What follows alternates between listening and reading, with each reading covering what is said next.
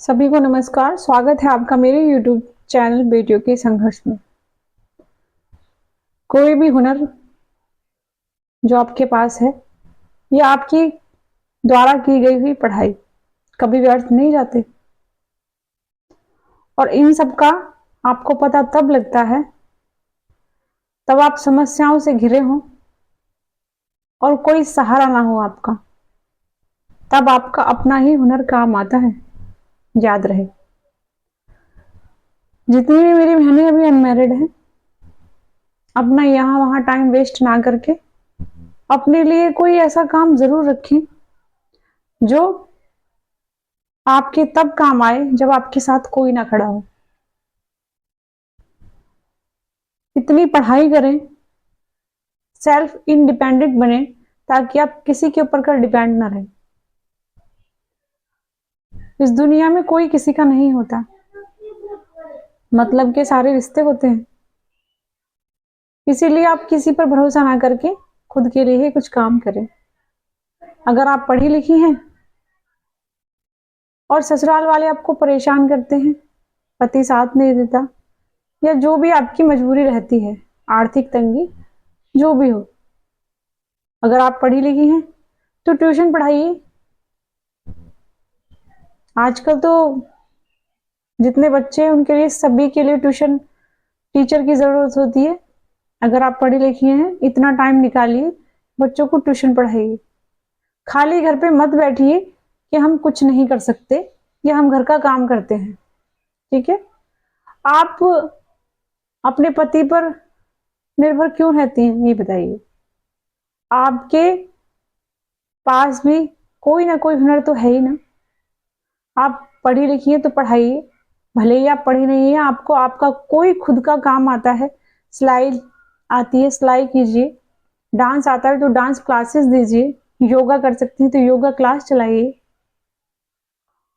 और भी बहुत सारे काम होते हैं। अगर किसी को मेकअप आता है तो पार्लर खोलिए अपना, कीजिए अपने लिए काम, लेकिन हाथ पे हाथ रखकर यूं मत बैठिए कि हमारी शादी हो गई और हम कुछ नहीं कर सकते।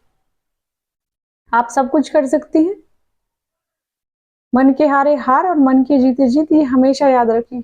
और ना ही कभी कोशिश करने वालों की हार होती है। भले ही एक दो बार असफल होते हैं, उनसे हम सीखते हैं कि हमारी कहाँ गलती थी और हमें क्या नहीं करना चाहिए और हमें क्या करना चाहिए। ये सब मेरी जितनी भी बहनें हैं, मैं देखती हूँ, और मैं खुद लड़की हूँ, और मुझे पता है कि एक लड़की का जीवन बहुत ही संघर्षों से भरा होता है। बचपन से ही उसको सेक्रीफाइस करने की आदत होती है, कभी माँ बापों के लिए, कभी भाइयों के लिए, और कभी पति और ससुराल वालों के लिए, फिर लास्ट में बच्चों के लिए। वो अपनी जिंदगी जीना ही नहीं चाहती, उन सबके ऐसे पचड़े में फंस गए हैं कि उनको होश ही नहीं है कि हमारी भी लाइफ है। बच्चों से अलग भी आपकी लाइफ है, पति से अलग भी आपकी लाइफ है, ससुराल से अलग भी आपकी लाइफ है ना। अगर आप जीना चाहती हैं खुलकर, तो अपने पैरों पर पहले खड़ा होइए, उसके बाद कुछ कीजिए, क्योंकि आपके सपने सिर्फ आप पूरा कर सकती हैं और कोई नहीं। और मैं ये कहती हूँ कि जब आप सेल्फ इंडिपेंडेंट हैं, तो आपको किसी की जरूरत ही क्या रहेगी, ये बताइए। कुछ भी कीजिए, अपने लिए कोई भी काम चुनिए, लेकिन कीजिए जरूर। घर पे खाली मत बैठिए। याद रखिए कि झाड़ू पोछे जो आप करती हैं ना, इससे आपकी लाइफ को कोई डायरेक्शन नहीं मिलनी है। ऐसे करते करते एक दिन आपको चले जाना है इस दुनिया से। इससे अच्छा है कि इससे पहले आप अपने लिए टाइम निकालें और अपनी जिंदगी अपनी शर्तों पर जिएं। सेल्फ इंडिपेंडेंट होना, मैं ये नहीं कहती कि परिवार के साथ नहीं रहिए, जिसके साथ आपको रहना है, लेकिन किसी के ऊपर पड़कर मत रहिए। पति कमाता है तो आप भी कमाइए।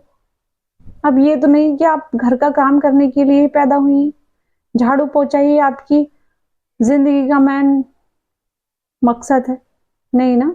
इससे परे भी आपकी दुनिया है, जहां आप रहती हैं, आपके सपने रहते हैं, जिनको आपने अपने अंदर दबा के रखा है, उनको निकालिए और अपनी जिंदगी जीने का साहस कीजिए। अपनी शर्तों पर, अपने लिए कुछ कीजिए, पढ़िए, जिनकी पढ़ाई बीच में छूट गई थी, वो कंप्लीट करें उसे। किसी के सपने अधूरे थे, अधूरे हैं, और करने की कभी मन में एक सपना था कि मुझे ये करना है, उसे कीजिए, बट पूरा कीजिए। अपने लिए जिए, बहुत जी लें आप औरों के लिए, कहीं माँ बापों के लिए, कहीं भाई बहनों के लिए, कहीं पति के लिए। अपने लिए क्यों नहीं? क्यों नहीं अपने लिए? खुद को पहचानिए, भले ही आप कितने भी साल की हैं, फिर से सजना संवरना स्टार्ट कीजिए और अपने लिए टाइम निकालिए। योगा क्लास ज्वाइन कीजिए, अपनी जिंदगी अपने शर्तों पर जिए कैसे भी। और हाँ, ये सपना आंखों में जरूर रहना चाहिए कि मैं एक दिन कुछ बड़ा करने के लिए ही आई हूँ, कुछ करूंगी मैं अपनी लाइफ में। और मैं आपसे बार बार कहती हूँ कि हमें किसी के ऊपर पड़कर नहीं रहना है, चाहे वो हमारा पति है, चाहे हमारे माँ बाप है। जो मेरी बहनें अनमैरिड हैं, मैं उनसे यही रिक्वेस्ट करती हूँ कि अपने भविष्य की चिंता करके पढ़ाई में अच्छे से ध्यान लगाइए और अपना कैरियर जरूर सेट करें और उसको पूरा करें। अपनी पढ़ाई को एक गोल रखें, उसको अचीव करें, उसके बाद अपनी शादी करें। उससे पहले अपना घर लें, फिर शादी करें। क्योंकि मैं चाहती हूँ जैसे आपकी शादी के बाद भाई का घर वो हो जाता है जहाँ आप रहती थी, भाई भाभी का हो जाता है। ससुराल अगर किसी को अच्छा मिल रहा है तो ठीक, अच्छी बात है, वरना वो सास ननद का होता है, ससुर का होता है, पति का होता है। आपका घर नहीं है कहीं भी। मायका भी छिन गया शादी के बाद और ससुराल आपका है ही नहीं, वो लोग आपको मानते ही नहीं अपना। इससे अच्छा जो शादी नहीं हुई है जिनकी, वो पहले अपना घर लें, पढ़ें अच्छे से, जॉब करें अच्छी सी, किसी ऊंची पोस्ट के लिए तैयारी करें, रात दिन खुद को पढ़ाई में झोंकिए। क्योंकि एक पढ़ाई है जो आपके सपने सारे पूरे कर सकती है। पढ़ाई किसी की व्यर्थ नहीं जाती। और सबसे पहले अपने लिए घर खरीदें, उसके बाद आप शादी करें या ना करें वो आपकी मर्जी है। और हाँ, जब आपका घर होगा, जिन मेरी बहनों को शादी नहीं करनी, नहीं करें। आगे को शादी कम होती चली जाएंगी, किस लिए? क्योंकि लड़कियों ने अब सहना बंद कर दिया है और वो सेल्फ इंडिपेंडेंट है, फाइनेंशियली इंडिपेंडेंट है। तो वो किसी के ऊपर पड़कर क्यों रहेंगी, और क्यों ही फिर वो किसी की सुनेंगी, क्यों शादी करेंगी, क्यों किसी के घर नौकर बनने जाएंगी। इसलिए अब शादी का परसेंटेज गिरता ही जाएगा, और काफी गिर भी रहा है, आप जिस तरीके से देख रहे हैं। तो ये सब इसलिए हो रहा है, और ज्यादातर डिवोर्स भी इसलिए हो रहे हैं क्योंकि लड़कियों ने अब सहना बंद कर दिया है। क्योंकि वो पढ़ी लिखी हैं, लड़कों के बराबर हैं, अपने लिए सब कुछ कर सकती हैं, अपने फैसले ले सकती हैं, अपना अच्छा बुरा सोच सकती हैं। तो शादियां टूटती भी, डाइवोर्स हो जाते हैं।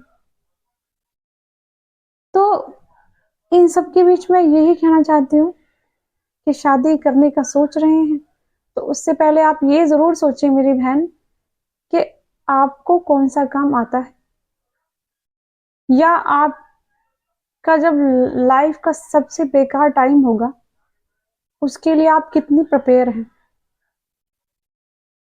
सो मैं चाहती हूँ ये सब सोचकर और इसको ध्यान में रखकर ही शादी का डिसीजन आप लें।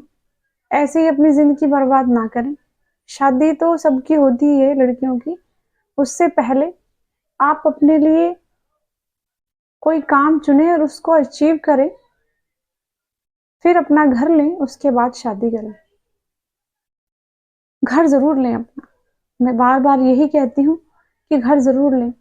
आपको अभी नहीं लग रहा, लेकिन जब आपकी शादी हो जाएगी और मायका आपके भैया भाभी का हो जाएगा और ससुराल आपके ससुराल वालों का हो जाएगा, और जब आपको वो अकेलापन फील होगा, जब हाँ आप देखेंगे कि मेरा कोई नहीं है, तब आपको अपने घर की कमी अवश्य महसूस होगी। भगवान न करे कभी किसी के पास ऐसा टाइम आए, लेकिन हमें फ्यूचर का ध्यान रखते हुए इतना तो करना ही चाहिए, है ना। धन्यवाद।